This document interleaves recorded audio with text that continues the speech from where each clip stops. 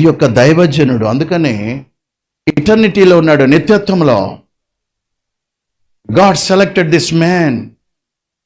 ఒక ఇంటికి ఆశీర్వాదం తీసుకొని పోతే దాదాపు సంవత్సరం పాటంట. ఆ యొక్క ఇంగ్లీష్ భాషలో కేజీబీలో రాయబడింది 1 full year.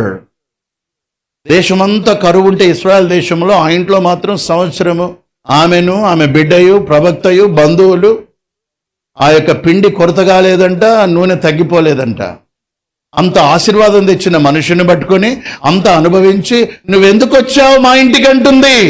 ఏమనాలా ఆమెను? ఏమన్నా అన్నాడా? కౌంటర్ ఇచ్చాడా? నోరు మూసుకున్నాడు.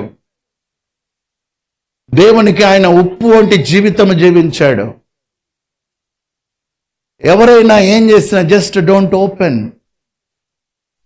ప్రార్థనలో దేవునికి అప్పగించుకోండి.